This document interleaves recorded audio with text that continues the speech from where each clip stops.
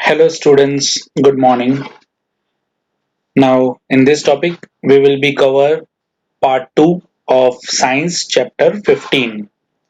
In part 1 we have seen many things biodegradable, non-biodegradable things, and now the main topic food chain and food webs. In activity 15.4 we have form a series of organisms feeding on one another. ये nature का rule है. हर organism किसी दूसरे को खा रहा होता है. इसी तरह से फूड चेन चलता है. This series of organisms taking part at various biotic levels from a food chain forms a food chain. Biotic यानी जिंदा ऑर्गेनिज्म. तुमने कभी देखा है कि प्लास्टिक किसी चीज को खा रहा हो? तो ऐसा नहीं है. बायोटिक चीज ही एक दूसरे को खा सकती है. एक दूसरे को यानी कि डिपेंड करता है कौन किसको खा पा रहा है. Each step or the level of the food chain forms a trophic level. The autotrophs और the producer जो अपना खाना खुद बनाते हैं उनको producers बोलते हैं. हम लोग देख चुके हैं ये. Are the first trophic level. सबसे नीचे बॉटम में होते हैं प्रोड्यूसर्स. ये प्रोड्यूसर्स हैं. ट्रीज हो गए, छोटे प्लांट्स हो गए, हर्ब्स हो गए, श्रब्स हो गए, ये सब प्रोड्यूसर्स हो गए क्योंकि ये सोलर एनर्जी को ट्रैप करके अपना खाना खुद बनाते हैं.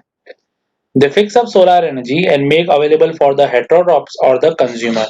सोलर एनर्जी को यूटिलाइज करते हैं and they form glucose और sugar and starch ताकि दूसरे हर्बीवरस जो हैं वो उनको खा सके. The herbivorous or the primary consumer, herbivorous को primary consumer बोलते हैं, comes at the second level, second trophic level. Then small carnivorous, जैसे कि छोटे मोटे ये frog हो गया, ये छोटी fish वगैरह हो गई, ये सब है ना second trophic level के हैं, इसको छोटे carnivorous बोलेंगे. और the secondary consumer. And and the large carnivorous or the tertiary consumer forms the fourth trophic level. जैसे कि टाइगर हो गया, वल्चर हो गया, क्रेन हो गया, तो ये सब टॉप मोस्ट लेवल के हो गए, ये टॉप लेवल के हो गए. ओके बच्चों, तो अलग अलग लेवल्स होते हैं और डिपेंड करता है कि कौन से एनिमल को किस तरह की एनर्जी मिल रही है और उसमें से किस तरह से दूसरे ऑर्गेनिज्म जो है एनर्जी ले रहे हैं. We know that the food we eat acts as a fuel to provide us energy to do work. हम जो भी खाना खाते हैं उससे हमको एनर्जी मिलती है और हम काम कर सकते हैं. Thus, the interaction among the various components of the environment involves flow of energy. एक दूसरे को यहाँ पे क्यों खाया जा रहा है? तो एक दूसरे को तो नहीं बोलेंगे एक्चुअली. यहाँ पे प्लांट्स को डियर खा रहा है, डियर को टाइगर खा रहा है. कभी भी डियर टाइगर को नहीं खाने वाला या प्लांट्स डियर को नहीं खाने वाले हैं. तो रिवर्स में कभी नहीं जाता है. It's a unidirectional flow. Energy flow जो होता है वो यूनिडायरेक्शनल होता है, एक ही डायरेक्शन में जाता है. As we have studied, the autotroph captures energy present in the sunlight and convert into chemical energy. बच्चों chemical energy यानी कि ग्लूकोज बनाता है and starch बनाता है. अगर आपको इक्वेशन पता हो, मैं आपको इक्वेशन भेज दूंगा. जो ऑर्गेनिजम्स हैं वो ऑक्सीजन देते हैं और ग्लूकोज देते हैं. सॉरी, प्लांट्स जो हैं वो. तो किस तरह से होता है? तो 6CO2 plus 6H2O in presence of chlorophyll and sunlight produce C6H12O6 plus 6O2 plus 6H2O. तो ये एक इक्वेशन है, मैं आपको लिख के भी भेज दूंगा. ये इक्वेशन मैं इसमें लिखना रह गया है मेरा. Okay.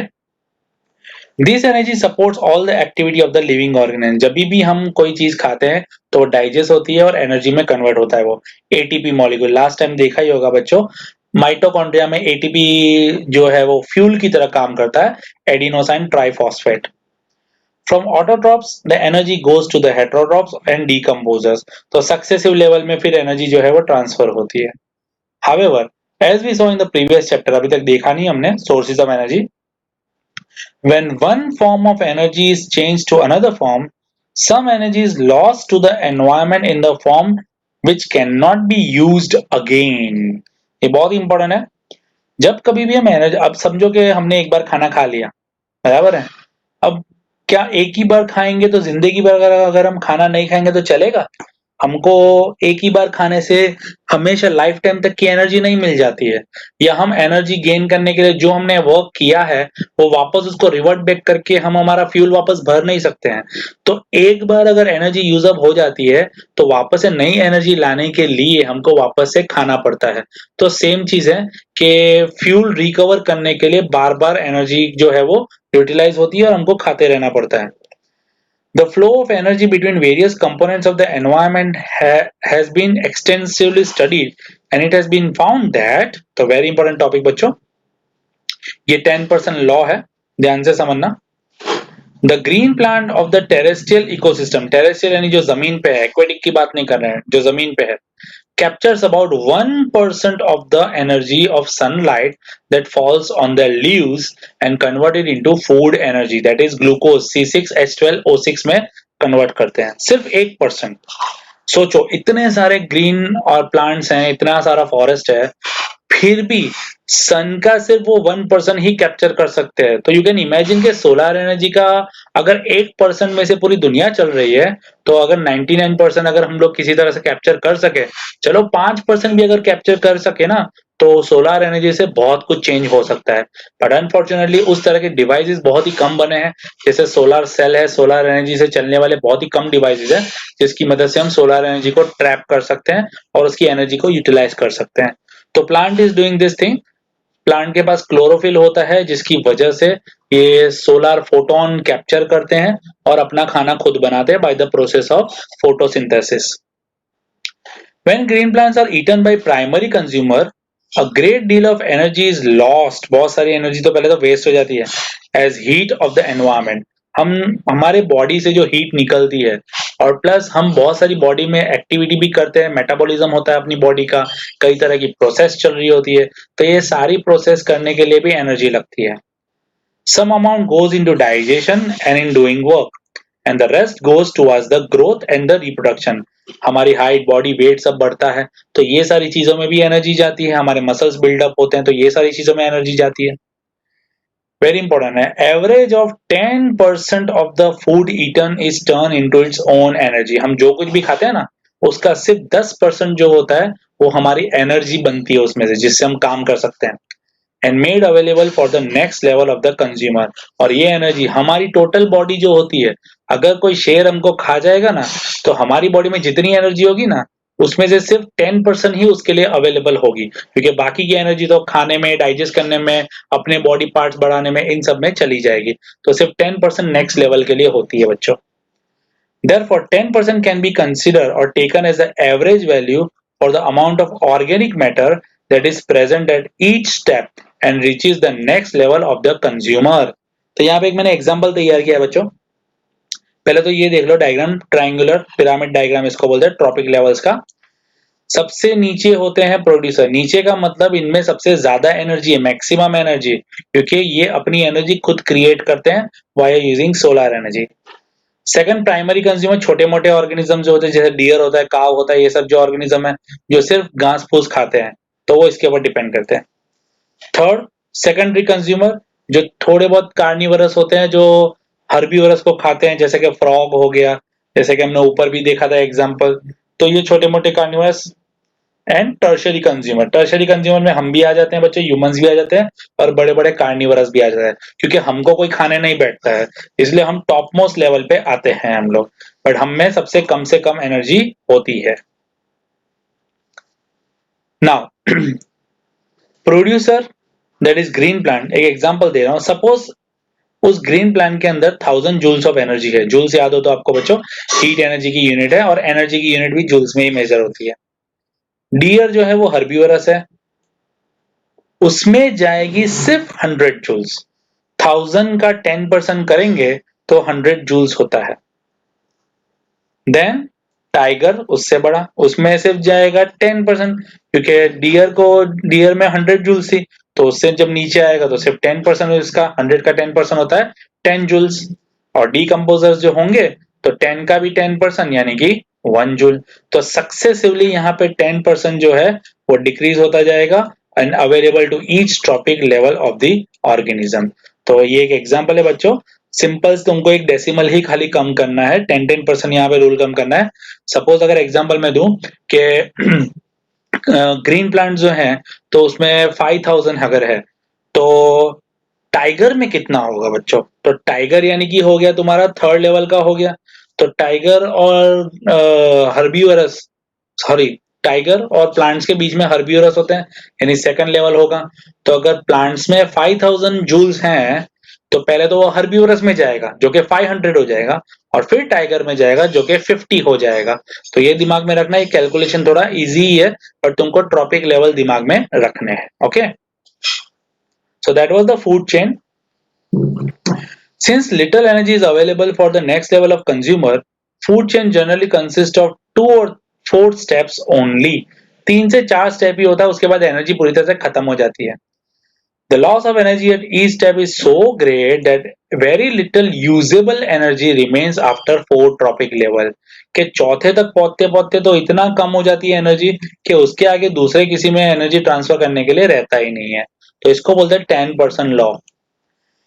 There are generally a greater number of individuals at the lower tropic level. Lower tropic level में कई सारी वैरायटी मिल जाती है, ये सब बहुत सारे प्लांट वैरायटी मिल जाती है लोअर ट्रॉपिक लेवल में ऑफ एन इकोसिस्टम।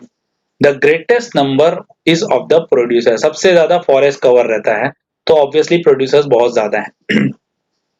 अब ये बच्चों फूड वेब की डेफिनेशन है, ध्यान से समझना। The length and complexity of the food chain varies greatly, अलग अलग होती है, कोई 2 स्टेप में खत्म हो जाता है, कोई 4 स्टेप तक जाता है, डिपेंड करता है। Each organism is generally eaten up by 2 or more other kinds of organism, which in turn are eaten by several other organisms. So instead of a straight line food chain, the relationship can be shown as a series of branching line called as food web. तो ये straight line नहीं बनता है। अब यहाँ पे example देखो बच्चों, ये जो एग्जाम्पल है, जैसे कि क्रो की बात, ये जो स्पैरो दिख रही है हमको, तो स्पैरो के लिए यहाँ पे अवेलेबल है, सॉरी प्लांट्स की बात कर लेते हैं, ये प्लांट की बात कर, तो ये जो प्लांट है इसको ये भी खा रहा है, छोटे मोटे कीड़े भी खा रहे हैं, माउस भी खा रहा है, अलग अलग ऑर्गेनिजम्स खा रहे हैं। माउस को इन रिटर्न अलग अलग ऑर्गेनिजम्स खाते हैं, माउस को स्नेक भी खा रहा है, यू कैन सी, माउस को ये जो भी है लोमड़ी वगैरह जो भी है वो भी खा रहा है, फिर माउस को ये आउल भी खा जाता है। तो अलग अलग ऑर्गेनिजम्स के लिए अलग अलग वेराइटी है। तो यहाँ पे ऐसा नहीं है कि अगर डियर है तो डियर को सिर्फ और सिर्फ टाइगर ही खाएगा, ऐसा जरूरी नहीं है। फॉक्स भी खा सकता है, लायन भी खा सकता है। तो हर एक ऑर्गेनिजम्स के लिए यहाँ पे अलग अलग ऑर्गेनिजम्स अवेलेबल है। तो इससे कोई एक स्ट्रेट लाइन नहीं बनती है, इससे पूरा एक वेब बनता है, गुच्छा बनता है, अलग ऑर्गेनिज्म को अलग अलग ऑर्गेनिज्म भी खा सकते हैं। तो it is called as a food web. From the energy flow diagram in the below, two things become very clear, very important. First, the flow of energy is unidirectional. Energy एक ही direction में जाती है। इसका मतलब the energy that is captured by the autotroph, जो energy autotrophs यानी producers बनाते हैं, does not revert back to the solar input, वापस से sun ले नहीं लेता है। And the energy which passes to the herbivorous does not come back to the autotrophs. Deer ने घास खाया तो डियर के पास से जो डियर के पास जो एनर्जी है वो वापस वो उसी ग्रास को नहीं दे सकता है, तो एनर्जी कभी रिवर्ट बैक नहीं हो सकती। As it moves progressively through the various trophic level, it is no longer available to the previous level. वापस से वो रिवर्ट बैक करेगी नहीं। तो ये एनर्जी फ्लो का डायग्राम है बच्चों, इसमें अच्छे से नहीं दिख रहा है, बट अर्थ में कई सारी रेज आती है, कई सारी रेज जाती है, सोलर एनर्जी हमको मिलती है, वापस से सोलर एनर्जी जो है वापस से सन को रिवर्ट बैक नहीं होगी, प्लांट उसको यूटिलाइज करेगा, animals herbivores carnivorous decomposers soil में चली जाएगी, वो सॉइल में वापस डीकम्पोज हो गए, वापस प्लांट उसमें से ग्रो करेगा। तो कभी भी रिवर्ट बैक एनर्जी नहीं जाती है।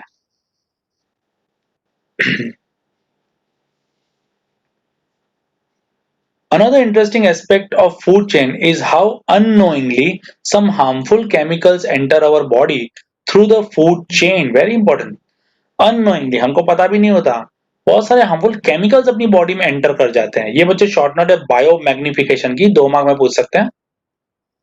ये read in class 9 how water gets polluted, industrial waste वगैरह अंदर जाता है, क्रॉप वगैरह में जो पेस्टिसाइड इंसेक्टिसाइड डालते हैं तो वो अंदर जाता है। One of the reason is the use of several pesticides and other chemicals to protect our crops from disease and the pest. These chemicals are either washed down into the soil, या तो soil में ही रहते हैं, or into the water body, या तो water body पानी में चले जाते हैं। From the soil, These are absorbed by the plants along with the water and minerals, and from the water body these are taken up by the aquatic plants and animals. In short, हम जो plants खाते हैं तो उन plants में pesticides fertiliser के कुछ कुछ अमाउंट जरूर से रहते हैं। भले हम घर पे आके सब्जियां इन सबको धोते हैं, बट उस तरह से वो धुल नहीं जाते पूरी तरह से। उसमें अमाउंट जो है वो रेसिडुअल फॉर्म में, रेसिडुअल यानी बहुत ही छोटी मात्रा में, बट जरूर से होता है। This is one of the ways in which they get enter in the food chain. तो प्लांट्स में ये सब होता है। प्लांट्स को हर्बिवोरस में जाएगा, हर्बिवोरस से कार्निवोरस में जाएगा, इनफैक्ट हमारे में भी आएगा। As these chemicals are not degradable, ये वो chemicals degradable नहीं है, they get accumulated यानी जमा होते हैं progressively at each trophic level. As human being occupy the top level in the food chain, हम सबसे ऊपर आते हैं, the maximum concentration यानी amount of these chemical get accumulated in our body. तो plant से सीधा सीधा ये हमारी बॉडी में जमा होता रहता है, और क्योंकि हमको कोई खाने वाला नहीं है इसलिए सबसे ज्यादा बॉडी में हमारे ही जमा होता है, और कई सारी डिसीज वगैरह भी हमको होती है इसकी वजह से। This phenomena is known as biological magnification. Biological magnification यानी कि कई तरह के केमिकल्स होते हैं, non biodegradable substance which enters through the food chain and comes और accumulates in the body of an organism. This is called biological magnification. This is the reason why our food chain, such as wheat and rice, vegetable and fruit, and even meat, non-veg, contain varied amount of pesticides residue. They cannot always be removed by washing or by other means. तो सिर्फ उसको धो लेने से कुछ भी नहीं होता है। Newspaper reports about the pesticide level is ready-made food items are often seen these days. Newspaper में सब छपता ही रहता है, कई तरह की चीजें बैन भी कर देते हैं। तो what do you think of what are the sources of pesticides in the food chain?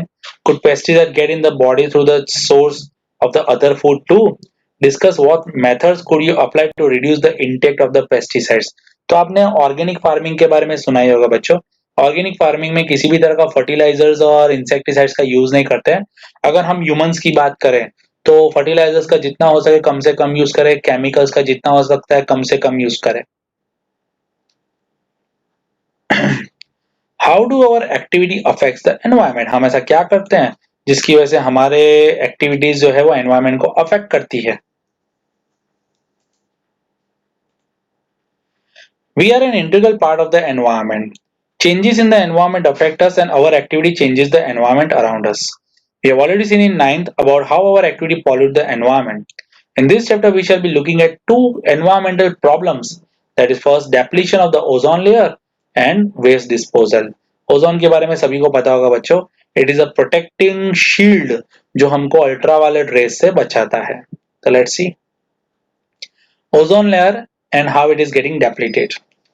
Ozone जिसका फॉर्मूला O3 है बच्चों, O2 नहीं है O3 है, is a molecule form by 3 atoms of oxygen. 3 atom oxygen के जुड़ते हैं और O3 बनता है।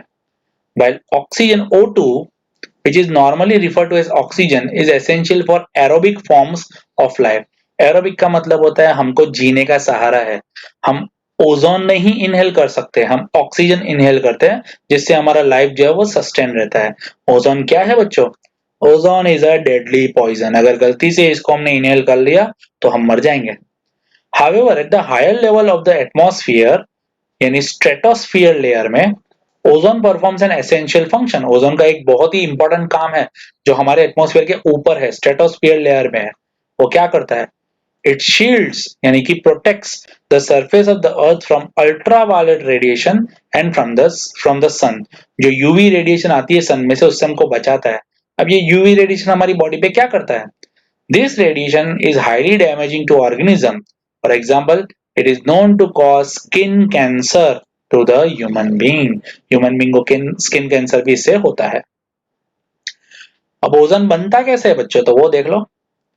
Ozone at the higher level of the atmosphere is a product of UV radiation. देखो यूवी को बचाता है ये और यूवी ही इसको बनाता भी है। तो कैसे? तो लेट्स सी।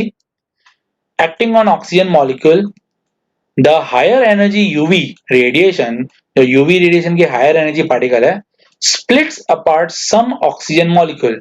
जो एटमॉस्फेयर में ऑक्सीजन मॉलिक्यूल है उसको तोड़ता है। यहाँ पे इक्वेशन देखो बच्चों, ऑक्सीजन जो है एटमॉस्फेयर में उसको तोड़ता है। कौन तोड़ता है? तो यूवी तोड़ता है, यूवी रेडिएशन, और उसको दो इंडिविजुअल एटम्स में कन्वर्ट करता है, यानी O plus O into free oxygen O। Okay, ये एटम्स में कन्वर्ट हो गया। अब now these atoms get combined with the molecular oxygen to form ozone। तो यहाँ पे O जो यहां से आया था एंड O2 ऑलरेडी एटमॉस्फेयर में बहुत सारे और भी होंगे, तो वो कंबाइन करके क्या बनता है बच्चों? तो O3 बनता है, ओजोन। तो पहला स्टेप क्या है? O2 से यूवी रेस, उसमें से ऑक्सीजन एटम कन्वर्ट होता है, एंड देन एक आध ऑक्सीजन एटम जो होता है वो ऑक्सीजन मॉलिक्यूल के साथ कन्वर्ट होता है और बन जाता है ओजोन। ओके, तो इस तरह से ओजोन का क्रिएशन होता है। फिर बाद में ऑक्सीजन, ये जो ओजोन बना, वही वापस हमको प्रोटेक्ट भी करता है। The amount of ozone in the atmosphere began to drop sharply in 1980s। यानी 1980s के डिकेड में धीरे धीरे ओजोन का लेयर जो है वो खत्म होता दिखाई दे रहा था। This decrease is linked to the synthetic chemicals like chlorofluorocarbon CFC, और भी बहुत सारे आते हैं, HFC भी आता है, हाइड्रोफ्लोरोकार्बन। तो ऐसे केमिकल्स जो होते हैं वो एटमॉस्फेयर में बहुत ऊपर तक जाते हैं और ओजोन को डिस्ट्रॉय करते हैं। ये ओजोन को तोड़ते हैं, जैसे कि ओजोन बना था, इसका रिवर्स प्रोसेस होता है और ऑक्सीजन वापस कन्वर्ट कर देगा। And oxygen is not sufficient to stop ultraviolet rays. तो इस तरह से ओजोन को तोड़ेगा और वापस से रिवर्स प्रोसेस होगा और ऑक्सीजन में कन्वर्ट हो जाएगा। तो ऐसा कौन करता है? तो बच्चों, तो CFC, HFC जैसे कंपोनेंट करते हैं। अब ये कंपोनेंट है कहाँ? Which are use as refrigerants and in fire extinguishers, इनमें ये कंपोनेंट्स होते हैं। तो ये एटमॉस्फेयर में ऊपर तक जा सकते हैं बच्चों, बहुत ही लाइट वेट होते हैं ये।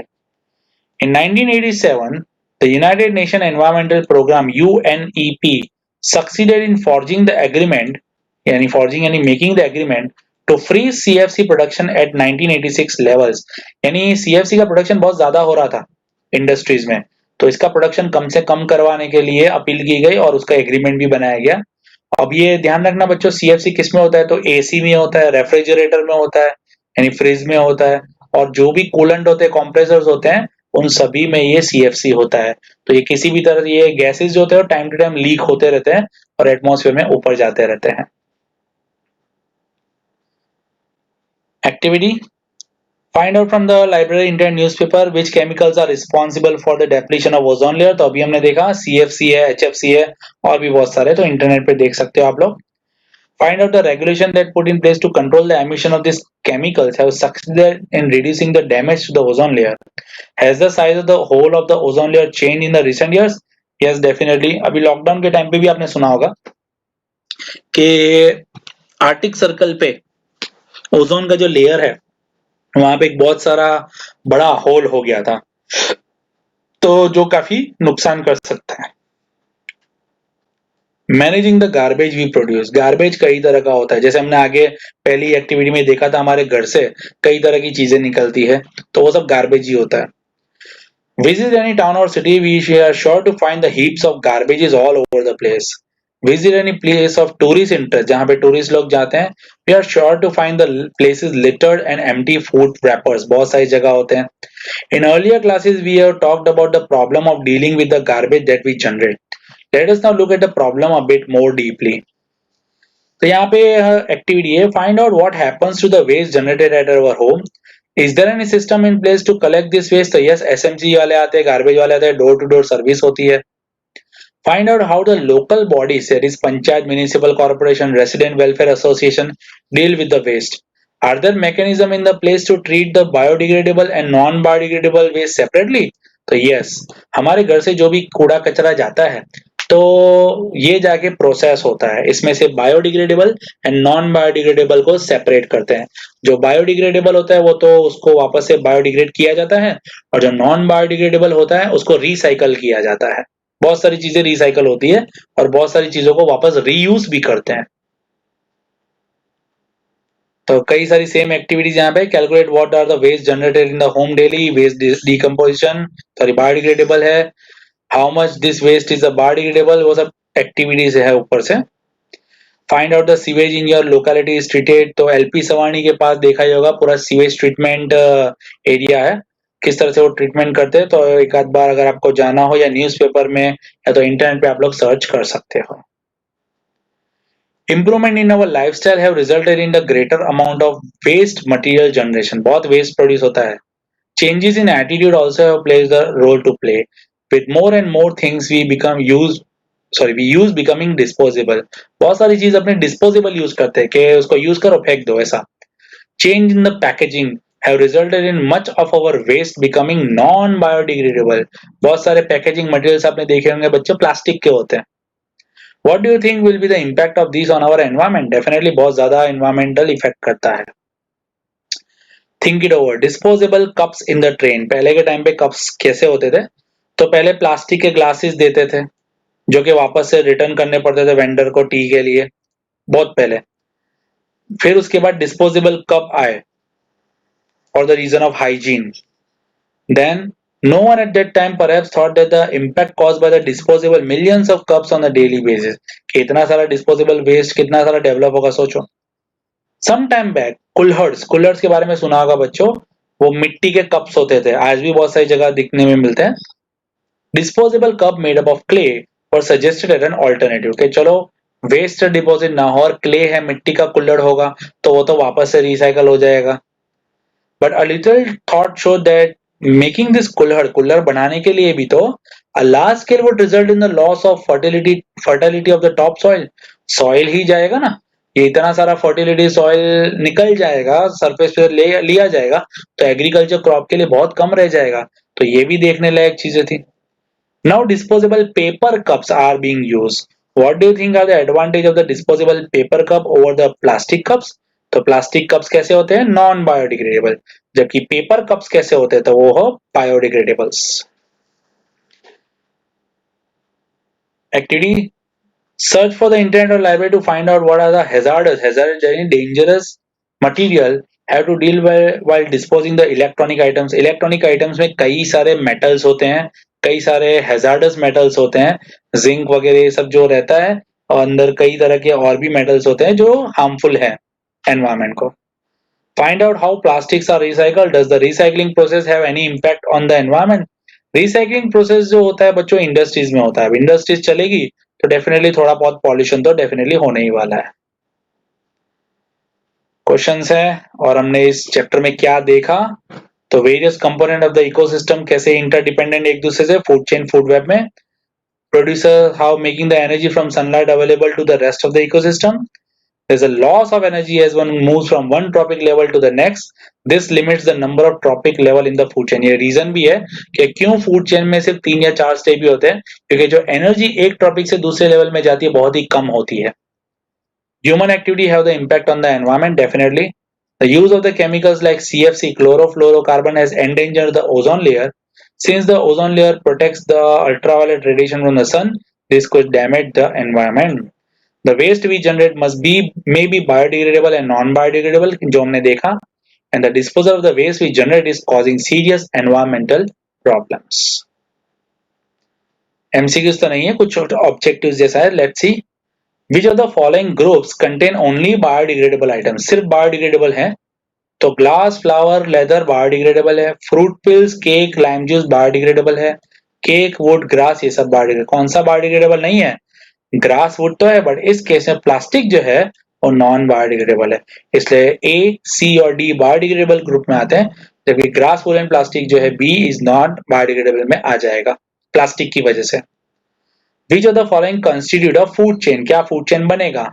तो ये देखो, ग्रास उसको गोट खाएगी और गोट को ह्यूमंस भी खाते हैं, जबकि ये नहीं है. तीनों तीन प्लांट है, तीनों तीन एनिमल है और एक दूसरे पे डिपेंडेंट नहीं है. ये ग्रास, फिश, गोट. फिश ग्रास का अगर खाएगी भी तो गोट फिश को नहीं खाएगी. Which of the following are environment friendly practices? ये तो हमको भी परफॉर्म करना चाहिए. Carrying cloth bag to purchase while shopping, switching off unnecessary lights and fans, walking to the school instead of getting your mother to drop on the scooter, all of the above. So definitely all of the above. ये सारी practices जो है वो हमको करनी चाहिए. इसके कुछ क्वेश्चन आंसर्स भी हैं बच्चों. ये क्वेश्चन आंसर जितने भी हैं मैं भेज दूंगा, ऑलरेडी पहले भेजा हुआ है, वापस से मैं भेज दूंगा. आपको ये लर्न करना है. कोई भी डाउट हो तो मुझे पूछ सकते हैं. And that